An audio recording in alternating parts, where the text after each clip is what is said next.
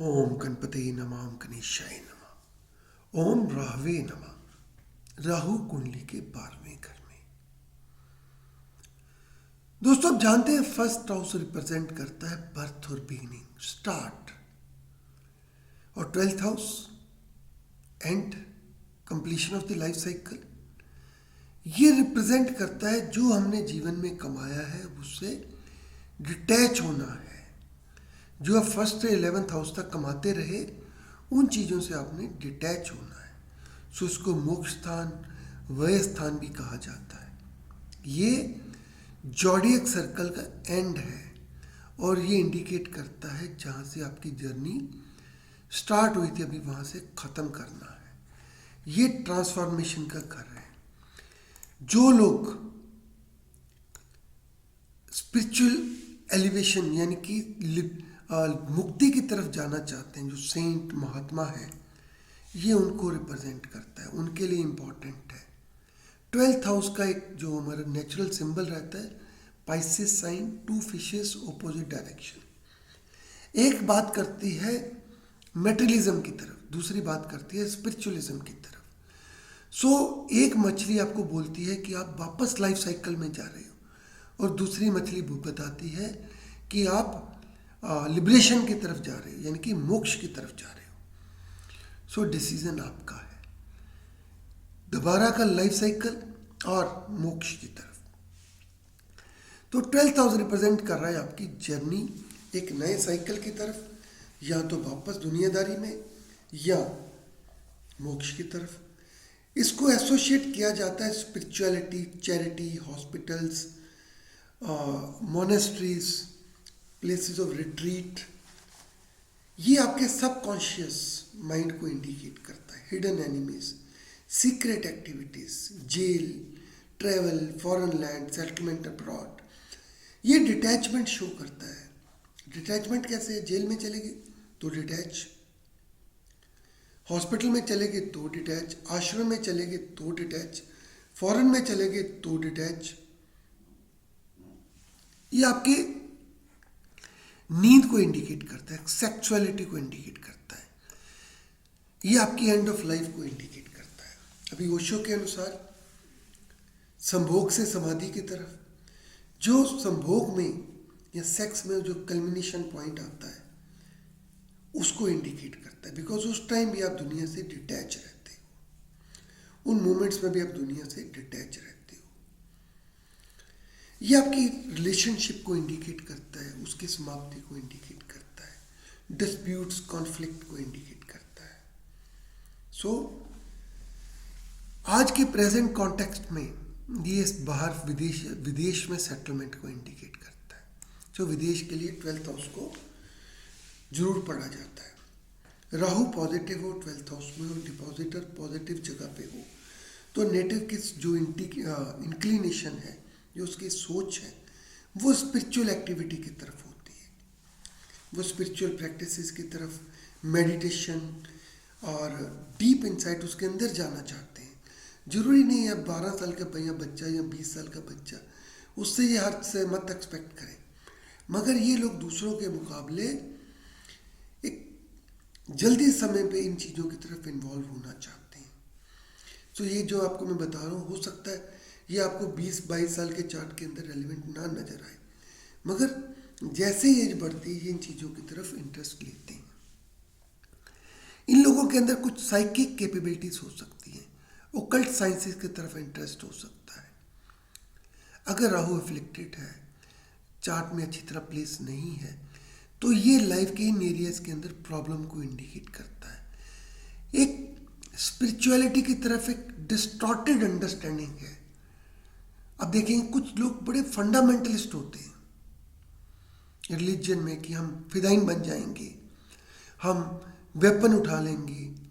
ये उन लोगों को भी इंडिकेट करता है, क्योंकि बाद में उनको जेल में जाना है या दिक्कत में जाना है। तो ये उस चीज़ को भी, ये स्पिरिचुअलिटी के डिस्टॉर्टेड मीनिंग को भी इंडिकेट करता है। अगर राहु मेलेफिक हो तो ये लोग जीवन में एक बैलेंस रखना चाहते हैं, इसलिए इन लोगों को जरूरी है कि इनको एक बैलेंस रखना है स्पिरिचुअलिटी के लिए और मेटेरियलिज्म के लिए। आप लाइफ में क्या चाहते हो और आपके धर्म के बारे में, स्पिरिचुअलिटी के बारे में क्या ख्याल आता है। राहु 12th हाउस में काफ़ी बेनिफिट आपको अच्छे रिजल्ट दे सकता है, अपॉर्चुनिटीज दे सकता है। दोस्तों इंटरेस्टिंगली राहु 12th हाउस में अगर अफ्लिक्टेड हो, वीनस वगैरह से साथ उसका रिलेशन बनता है, तो ये स्पिरिचुअल के रास्ते पे जाना ही नहीं चाहता। मैंने बताया पहली मछली वो आपको मटेरियलिस्टिक पोजीशन की तरफ अट्रैक्ट करती है। वो चाहती है कि आप पैसा कमाएं, इंजॉय करें। सो ये लोग जो है इनका ह्यूमैनिटेरियन मतलब लोगों की मदद करने से में इन्वॉल्व नहीं होते, वो इन्जॉय करना चाहते हैं। वीनस राहु का कॉम्बिनेशन इसके बारे में काफ़ी आपको रिजल्ट्स बताएगा। राहु अगर 12th हाउस में वेल प्लेस्ड हो तो पैसा कमाते हैं कहाँ से? फॉरेन सोर्सेज से। लोग एमएनसी में जॉब कर सकते हैं। 10th हाउस का रिलेशन है लीगल मैटर से, जेल से, लॉ से। वकील हैं उनके जो 12th हाउस में राहु देखने को मिल सकता है। इनके सोशल सर्कल में पॉपुलैरिटी काफ़ी रहती है, लोगों की हेल्प कर सकते हैं, लोगों की मदद कर सकते हैं। सो इंटरेस्टिंगली पाइसेस इसका नेचुरल साइन होने की वजह से आपको ये देखना है कि जातक है किस तरफ अट्रैक्टेड है, स्पिरिचुअलिज्म की तरफ या मटेरियलिस्टिक की तरफ। इंजॉयमेंट करना चाहता है या डिटैच होना चाहता है। अब बड़े से बड़ा सेंट देखेंगे, साधु महात्मा देखेंगे, उनके चार्ट में 12th हाउस का रिलेशन राहु के साथ हो सकता है। और अब देखेंगे कुछ लोग जो उल्टे सीधे काम कर रहे हैं या बहुत ज़्यादा लेडीज़ के साथ इन्वॉल्व हो रहे हैं, सेक्स की तरफ उनकी सोच में सिर्फ सेक्स ही चलता है, वो लोग भी 12th हाउस के साथ राहु का कनेक्शन बना के बैठे होंगे। सो 12th हाउस ये ट्रांसफॉर्मेशन का घर है, स्पिरिचुअल एनलाइटनमेंट का, लिबरेशन का, कार्मिक साइकिल की एंड का घर है। ये रिलीज एंड सरेंडर का घर है, जब हम अपनी ईगोस, अपनी अटैचमेंट, इन चीज़ों से हम बाहर निकल जाते हैं। 12th हाउस खर्चे का भी घर है। सो जब राहु 12th हाउस में होता है तो खर्चा बढ़ जाता है, अच्छे के लिए या बुरे के लिए। हो सकता है आदमी अपने ऊपर खर्च करे, लग्जरीज पे खर्च करे, और हो सकता है वो चैरिटी करे, लोगों को दान दे दे। कई लोग आश्रम के लिए पूरी ज़मीन दे देंगे, वो भी इस कैटेगरी में आते हैं। और कई लोग कॉल गर्ल्स के ऊपर सारी अपनी प्रॉपर्टी लुटा देंगे, वो भी इस कैटेगरी में आते हैं। कई लोग बीमार होके हॉस्पिटल में सारा खर्चा कर देते हैं, वो भी इस कैटेगरी में आते हैं। तो इसलिए डिपॉजिटर को जरूर देखें, इसके अंदर जो साइन पड़ा हुआ है उसको जरूर देखें और आपसे बात करें कि आपकी सोच क्या है। राहु और 12th हाउस दोनों फॉरेन को इंडिकेट करते हैं। सो जो लोग घर छोड़ के बाहर चले जाते हैं, ये उसके एक स्ट्रॉन्ग कॉम्बिनेशंस रहते हैं। जब देखिए 2nd हाउस और 12th हाउस दोनों आपकी आई साइट को इंडिकेट करता है। तो जब राहु 2nd हाउस में हो, मून से 2nd हाउस में हो, लगन से 2nd हाउस में या 12th हाउस में हो, तो आप देखें कि जातक की आई में प्रॉब्लम जरूर होती है। एक स्टेज के बाद उसको चश्मा जरूर लगता है। ऐसे लोग, ऐसे केसेस के अंदर मैंने नर्वस ब्रेकडाउन होते हुए भी देखा है।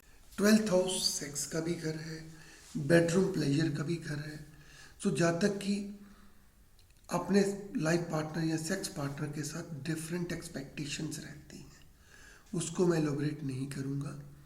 वो उससे सेटिस्फाइड नहीं होते, वो अपने सोशल नॉर्म्स के बाहर सेक्स पार्टनर ढूंढना चाहते हैं। वो कुछ फीमेल्स की वजह से फाइनेंशियल प्रॉब्लम्स में भी आ सकते हैं, और अगर कहीं वीनस अफ्लिक्टेड है तो सेक्सुअल प्रॉब्लम्स भी हो सकती हैं।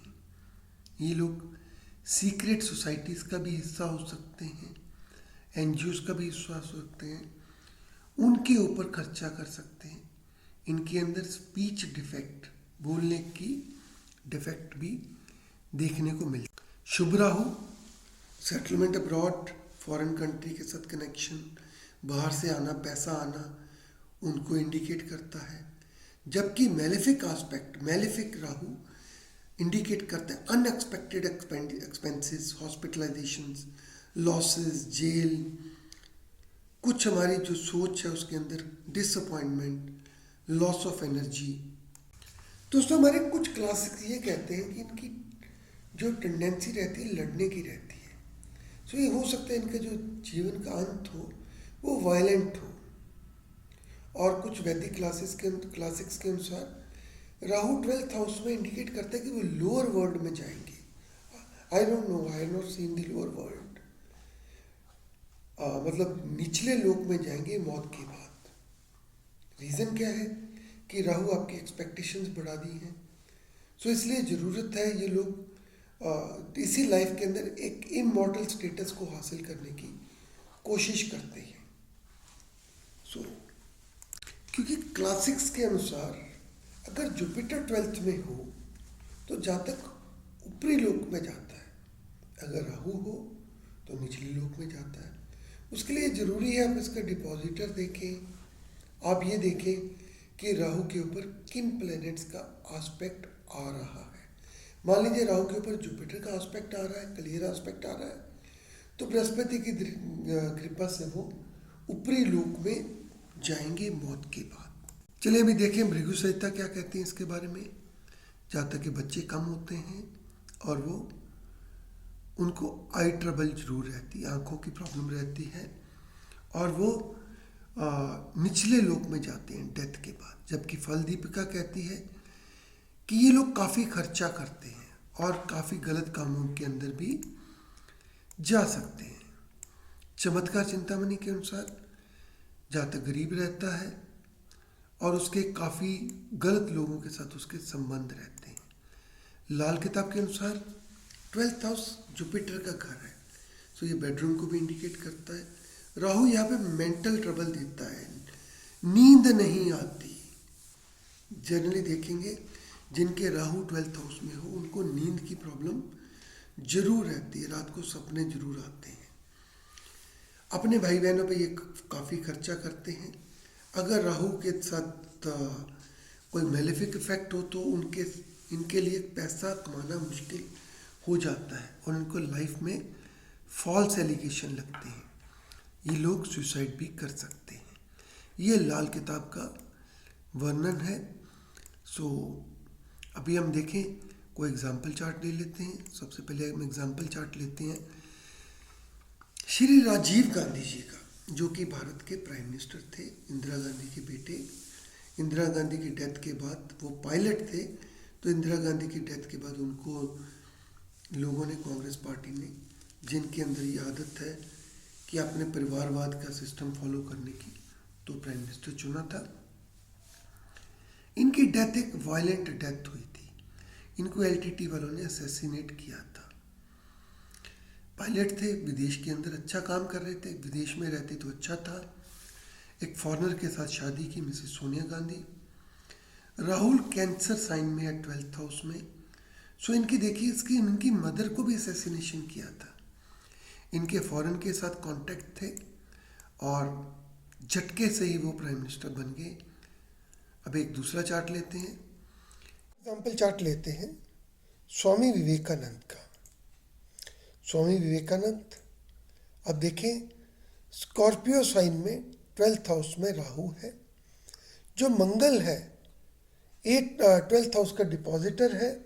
वो अपने ही घर 5th हाउस एरीज साइन में बैठा हुआ है। तो he is gone for the spiritualism. इन्होंने इनकी 5th हाउस की सिग्निफिकेशन को बूस्ट कर दिया। स्वामी विवेकानंद एक बहुत हिंदू स्पिरिचुअल लीडर रहे हैं, रिफॉर्मर रहे हैं, और वेदांता फिलॉसफी को प्रमोट करने में उनका काफ़ी योगदान रहा है। एक और पॉलिटिशियंस का चार्ट लेते हैं, पंडित जवाहरलाल नेहरू, हिंदुस्तान के first prime minister. Rahu 12th house में जेमिनी साइन में, और जेमिनी का जो लॉर्ड है बुध, वो 4th हाउस में शुक्र के साथ। उनके फॉरेन रिलेशन की पॉलिसीज़ काफ़ी पॉपुलर रही हैं, चाहे पास हो या फेल हो, मगर he was known for his foreign relations, और फॉरेनर्स के साथ रिलेशन के बारे में। दोस्तों एक और चार्ट ले लेते हैं कैटरीना कैफ का। ये बॉलीवुड की एक्ट्रेस है। इनके भी राहु 12th हाउस में जेमिनी साइन में है, मगर यहाँ पे अभी जो बुध है वो लगन में आके स्थापित हो गया, और शुक्र वीनस 2nd हाउस में है। राहु के साथ सपोर्ट है सन की और मार्स की। सो